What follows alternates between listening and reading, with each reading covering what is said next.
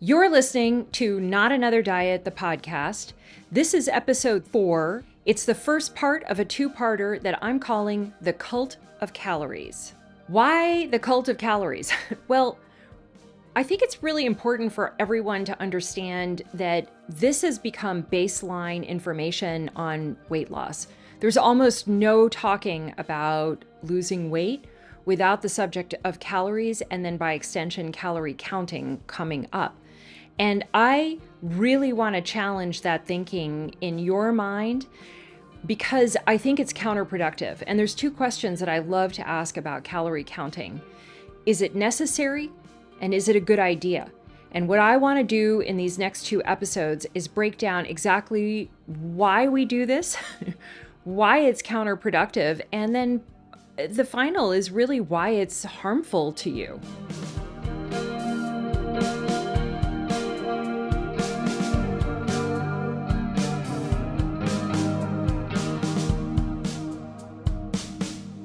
This is part 1, and I'm calling it the fallacies of calorie counting and why we keep trying.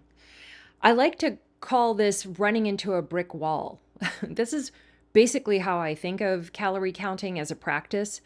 And there's really not a person that I've spoken to almost anywhere who hasn't relied on this practice or this idea and gone back to it over and over and over again. And when I bring members into my program, one of the very first things I have to do is help them understand why it's been so difficult and such a failure, and help them understand why this practice is really contrary to their long-term health gains. And so we're going to do it now together. I'm going to do it with you because if you listen to any of the podcast episode, and I'm going to try to make all of them in season 1, which is sort of centered around the idea of freeing yourself, really liberate you from bad ideas. This is the one. This is the one I think that traps people endlessly into over and under eating. And I think of it as a loathsome practice. I'll give you my little story about how I came to never use these apps again, which, like, most of us use apps for calorie counting. And by the way, when I use the calorie myth, it's really important to understand that could be colors, that can be points. It doesn't matter. They're all based on the calorie the calorie myth, which is actually an article I'm going to reference later on in this podcast that makes some amazing points. Now, of course, all of your information can't come from one article, so, but it gives us a good starter. So in my own life, this was around the time that I had that scale incident that I talk about in episode 1. This happened within a week or two of that. And I remember, I don't know if I was on the Weight Watchers app or some other, or like there's, MyFitnessPal or whatever. And I was putting figs into an app. So figs, fresh figs, like just fresh fruit. And I love figs, and I eat them with abandon now. But at the time I was trying to lose weight, and I felt like I had to do this in order to lose weight, which I think you if you're listening, you can probably relate to that. Like this whole idea of suppressing yourself through calorie counting, as though food is a counting exercise and eating is a counting exercise. And if you just had the math, you would be able to have success. And despite the vast amounts of data that is not the case, people continue to blame themselves. And so that's the purpose of this two-parter, is to really I really want you to free yourself from this idea. But in any case, I was putting figs into an app, and each one was worth 50 calories. And I don't remember whether it was like points or not. And I don't know what happened to me. And of course this, like letting go of dieting is an evolution, but I remember just being disgusted with the fact that I was only allowed to have 2 figs. 2 figs. There's a bowl of figs sitting in my kitchen, and I'm allowed to have 2. And that was the calorie allotment I had for the day. Now, I came to understand later that calorie allotment was like a child's, like 1,200 calories is what children consume. Not grown adults who have things to do and don't want to spend all their time being hungry. But I I just was like, this is crazy. This can't be right. How did people go through millennia eating fruits and not have to put it into an app to figure it out? And I think I deleted it right from there. Like I just thought this is bonkers. And I don't care how many calories a fig has. I'm going to eat them and I'm going to do it with joy. I want to eat this thing and feel great about it. So that's my own story of letting go of the practice of counting calories. But like everyone who's losing weight is looking for life-changing magic. Tell me the thing, right? Which we covered in episode 1. But if you want life-changing magic, let me give it to you. Stop stop doing things that clearly don't work, or trying to make bad ideas work in your life and then blaming yourself for the product. Like if you come to understand why calorie counting is so destructive, you can let go of it. And in this episode I'm going to lay out why I think it's a trap. And the trap is back and forth in the dieting, right? And why I think it brings disordered eating. And also, if you've ever had the thought, yeah, but if I could just stick to the plan, it would work. Yep. That's also a trap. And most importantly, I want it to be that you don't lose all these years of your life, of your one precious, wonderful life, to a horrible idea with very little science behind it in terms of long-term lasting results. So, the best I'm going to be able to tell you about calorie counting is if you need to lose weight temporarily and quickly, that is a way to do it. But if you are tuning into my podcast or have read my writing or gone through my program, then my guess is what you really want is a long-term, stable, healthy weight. And I see no path from calorie counting to that perfectly reasonable outcome. One of the key reasons that people get sucked into calorie counting schemes, and yes, my my personal bent on all of this is going to come through, but I've never like this podcast is my opinion, so you're tuning in to get my opinion, but also backed by years of work. In any case, one of the key reasons that we get sucked into calorie counting is because we assume because we've gained weight that we don't know how to eat. We don't know how much to eat, or we don't know the right things to eat. But that one has some merit, but not in the way of calorie counting. Calorie counting will not reveal to you what you should be eating. But we look at our bodies and say, well, I don't know how to eat. And so I need help figuring out my portion sizes and holding my eating down. And that's a problem in and of itself. But I think I'm going to just try to tackle these things one at a time and a little more narrowly.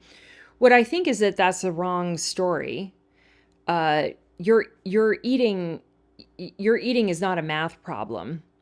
And one of the key things that I was able to discover is how important it is to tune into yourself, how important it is to listen to your body, how important it is to feed yourself things that actually allow you to do that. And that only happened when I was able to finally put those apps down and really had committed to myself. And it wasn't that difficult at that point. After 20 years of doing something, I think you can safely say that it's not going to work out for you.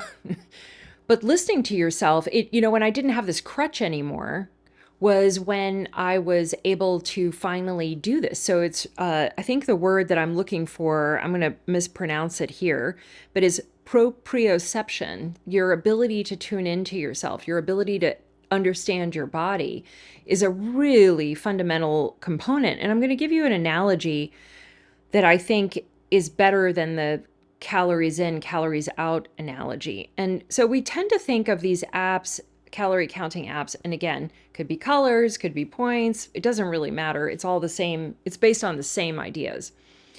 We think of it as training wheels. If I do this for a little while, I will then, the mythology is, and I say mythology because even these companies know that that's actually not the result for the vast majority of people, which makes it an awesome business model, but maybe not great for you. But the idea being like, if I have these training wheels for a little while, what I can do is go forward in my life, and then I'll do this for a little while, and then that'll teach me how to eat. And that's only true if the issue was that you just didn't understand portion sizes, which like that's fundamentally not actually the problem for most people. In any case, what it's actually closer to, here's a better analogy. Have you ever used your phone for GPS in a new city?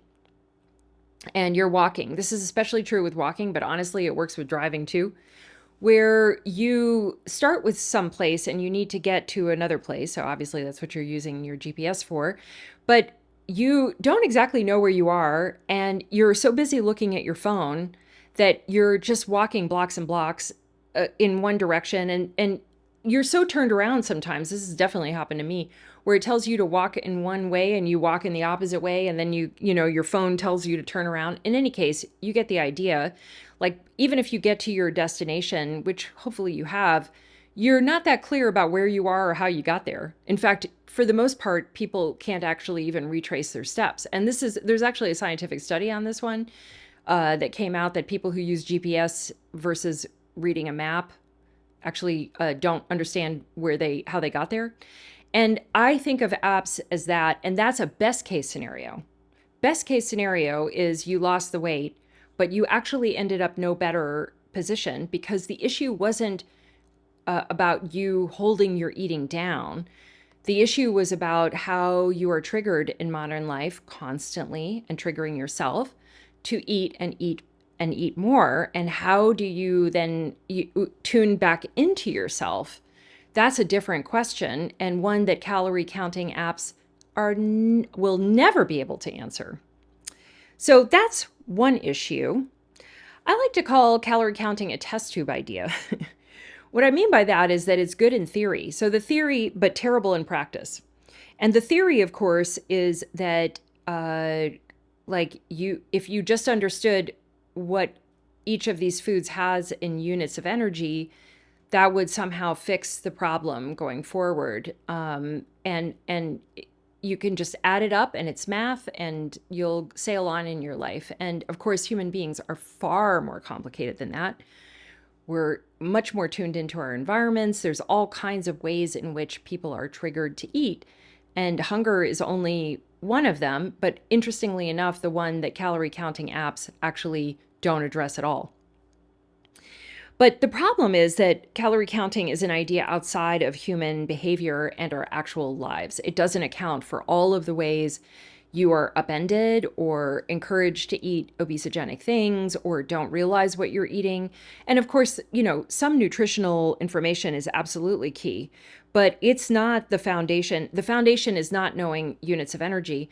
And if I haven't told you this before, I lost all my weight without counting a thing. Not a thing, not a calorie.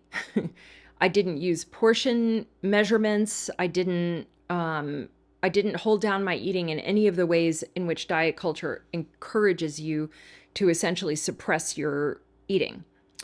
The other issue with calorie counting is that it makes you the problem. You're the fundamental issue. You gained the weight, you're the problem. Well, I got news for you. You are not the problem. Yes, I understand the problem may be showing up on your body, but you are, and I understand I don't know you. So if in your mind you're thinking, well, Rebecca, you don't know me. Okay, but I still know that you're not the problem. And I know this because we as a population have essentially become obese. And you can't have an entire population this is happening to, but then the solutions are about you essentially being an issue. And what I mean by you are the problem is that what apps just encourage you to do is like, okay, just eat less. Just eat less. And I mean, if I walked up to you on the street and said, okay, just eat less, you would roll your eyes at me and you'd be right. But instead, we're paying for apps to just basically tell you that and not really give you information as to what is happening in the first place that causes the overeating. I think that that would be much more helpful information. And in fact, in my own life and in my members' lives, this has been crucial information. It turns out that your ability to listen to yourself and how you eat is not problematic. You know, how could it be that across an entire population we're all problems? It doesn't, look at a picture even from 50 years ago, and the entire landscape looks different. Our food look different, people look different. I don't think we as a population have all of a sudden changed so much. I think what has happened is that the world has changed and we don't know how to cope with it. The other thing that it does in making you the problem is that it creates intense self-doubt. And this one breaks my heart the most. Maybe not the most, because I think having pleasure in food is super important. But this idea of doubting yourself to deeply doubting who you are and how you can function in the world is really it's corrosive. Let's call it what it is. It's corrosive. You don't need to doubt yourself. You actually need to strengthen your relationship to yourself and strengthen your ability to use judgment going through the world. But calorie counting really makes you look back at your food choices and think, oh my God. and when you go back and forth as people have, and I'll lay that out a little more clearly, you'll find that the way in which we use these things in our lives cause us to doubt ourselves, and quite deeply. And you actually need confidence to make progress on your health. So how did we get here? How did it become, as I like to call it, the cult of calories? Just because everything is about calories. It's on every package. It's in every discussion. It's the basis for the vast majority of weight loss plans. And it's one that I've almost thoroughly rejected. There is a side note as to where I think calories are useful, by the way. I like to look sometimes when I'm buying packaged food, which I try very hard not to, but occasionally it's useful for density.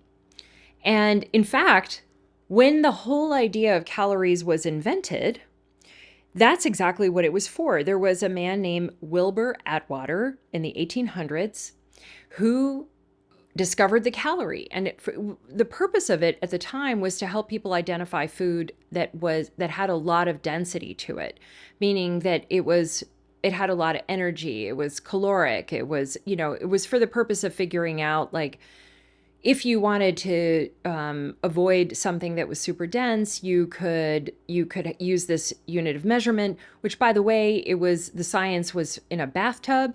Like, I'm sure that the science has progressed some. The whole purpose of this section is not to give you an exact rundown of science. It's not meant to be a science lecture, but to pull from these ideas and then help you understand how it came to be that we use them. I think that's really important. Like, we have a whole society that runs on ideas, but you have to go back and look at these things to see if they actually are useful. Do they serve us? Do they help companies sell you nonsense, which I would vote the latter. Having said that, that's where it came from. It was science in a bathtub in the 1800s, and it was for the purposes of figuring out the density of food. That's it. And that's the only way that I use it now, that I think, hey, this is actually useful for that. So there's this really fantastic article on Medium called The Calorie Myth. And I've pulled some information from here, but other things that I've known about, and this is sort of a mix of things. And he has this wonderful quote to begin with that I resonated so much with. And he says, "This is more or less the central myth of the Western diet. The word myth here doesn't necessarily mean that calories aren't real. It just means that calories are a story around which we organize our Western beliefs and values, just like ancient societies that had their own culture shaping myths about why it rained and which spiritual beings ran the show. I love this quote. It's so funny and it's so true. We have a whole mythology that goes around proper eating, weight gain, weight loss, and this constant idea, which I think sort of reduces us to robots, like we're calories in and then calories out and calories in, calories out. Well, the world and you are far more complex than that. And what's interesting is simultaneously the remedy is actually much more simple than counting calories. If you've ever found that process exhausting, believe me when I tell you, you are not alone. It's one of the key reasons that people end up dropping this is that they really, really hate doing it. So, how did we get to the point where it became something for weight loss? Well, we're going to fast forward from the 1800s, from the bathtub to the 1960s, which is, and by the way, before I say this, I am in no way blaming feminism for packaged foods, but we had a lot of women enter the workforce and either leave homemaking behind or do what we do today, which is basically all of it. And companies stepped in with their products, their food products, to make life easier, right? Like prepared meals, powdered orange juice, and all the things that we know as the precursor or the beginning of modern food processing. So the 1960s is really where that started ramping up. And in fact, it has ramped up and ramped up and ramped up pretty significantly all the way to now, which it keeps on going. And you can actually look at the rise of food processing at the same time as the rise in obesity. Exactly the same. Just put one chart right over the top of the other. And it becomes very clear what the issue was. And, in podcast number 1, or in episode 1, I talk about our mothers with their weight anxiety. What I didn't talk about in that is that our mothers were not uniquely flawed either. What they were sort of victims of food processing. And they had weight anxiety and they began the culture of diets. And then, by the way, okay, so now we're fast forwarding because companies serve us food on one end that creates a problem metabolically. And then on the other, now we've got diets. And I spent the night at a friend's house recently, and she had this, it was meant to be funny. Somebody had given her a magazine from the 1960s that was all about dieting. And it was horrific in all the ways you can imagine. But I remember this spread, like with ideal meals, which all of them were disgusting, by the way. I don't know if you've looked at American food from the 60s. It's like things in Jell-O, like hot dogs in Jell-O and things like, I mean, it's just totally disgusting and all processed. And all of it had a calorie count on it now. So now you're being fed food through these companies promising you less time in the kitchen, which I don't know about you, but I think of it as happy time in the kitchen. I sort of love making meals, so I'm not really sure I wanted to get out of there. But so you've got this food that supposedly saves time, as though we're all units of productivity, right? And on the other, now it's causing a problem. But hey, what the issue is that you just didn't count enough. You didn't understand how to count what it was that you were eating. And this right here that I'm describing that started in the 60s is now in full ramp up mode. The difference today is that you've got these apps that are just like super sophisticated looking, and they've got colors, and they'll tell you they have nutritionists behind it, and maybe that's true. It's certainly not a rousing endorsement for those people in that profession, although I don't dismiss nutritionists, but whatever. Where I'm going with all of this is that you can see that this is a trap. It's a trap. What is happening is that this food is creating metabolic havoc. And then there's companies simultaneously on the other end that have the remedy, and the remedy is apparently math. And this is the conundrum that we live with today. Because when you're counting food, when you're actually doing the math of counting food, what kind of food are you counting? Think for a moment. What are you counting? Is it figs? Probably not. What it most likely is food that has a package and a calorie count on the back, and neatly falls into both buying processed food and goes right into that app. You can even scan barcodes now, which sounds like a time saver. I think it's sort of horrifying. Like you're really just in this stream of buying a whole lot of processed food, and that's the issue. And I think, most people, when I talk to them or they come into my program or whatever, what they tell me very clearly is that they want to eat naturally and in tune with their body. I do customer research all the time. And this is the phrase I hear over and over again. And I'm not feeding anybody anything. This is the one. They want to eat naturally and in tune with their body. Now, let's reference back to what modern food has become and tell me what the path is. And, if you know it, great, but I don't. And frankly, I found my own way out, so I don't really want to go back. But I don't know the path from eating high food processing and counting to eating naturally and in tune with your body. I think, and if you think about it for a second in the marketing, like how murky is that in your mind? Like you're almost creating, you're bringing the mythology with you when you download that app, that you're going to be able to go from there to what I just described. Really, if you want to eat naturally and in tune with your body, that requires an entire other system, a complete other way of thinking about food and yourself and tuning into yourself. You actually need a guide to help you understand you, not the units of measurement of any given food that you're going to eat. So here's a quote from one of the articles I've written. I probably have over 100 on Medium if you feel like exploring. I have a little publication there called Not Another Diet. And the quote is this: tracking calories is a diet culture answer to deal with the effects of food processing. It's an artificial boundary designed to make you eat less temporarily. This practice leads people to believe there's something wrong with their hunger or bodies as the weight returns, or they can't deal with the restrictions anymore. What we don't understand about calorie counting or apps or colors or points or spreadsheets. By the way, that's a true story. One woman told me that she joined a program and had to put all her food into a spreadsheet, which I think, you can just kill me now. Like, there's no way I'm going to ever do that. That sounds horrible.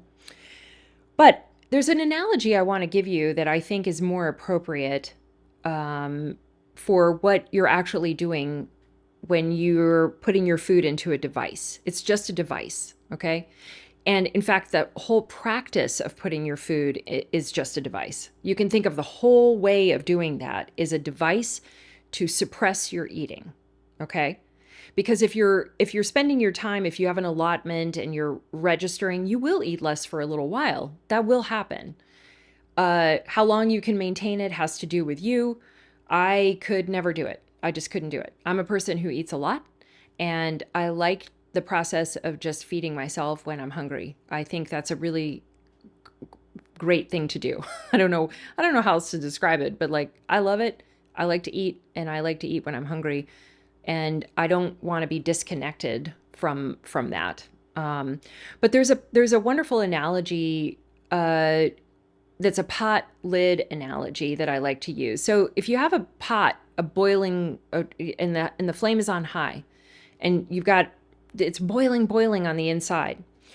What you can do to suppress the boiling for a little while is put a heavy lid on it. If you've got one of those Le Creuset or whatever, you just put that lid on it and the steam stops coming out. But as you well know, the flame is still going.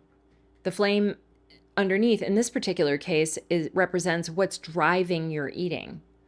And this is a great analogy for how actually people end up getting derailed on these diets, because the flame is still going. And eventually the boiling comes through and the lid starts clattering and comes off, right? And that's you going like, I cannot put another thing into this plan.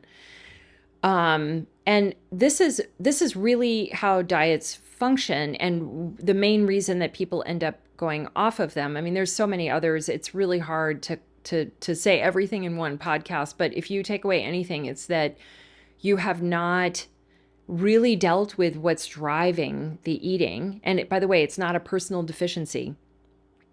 It's not that at all. It's most likely a combination of sugar, processed foods, and misunderstanding the triggers in your environment, if you can boil it down to those things.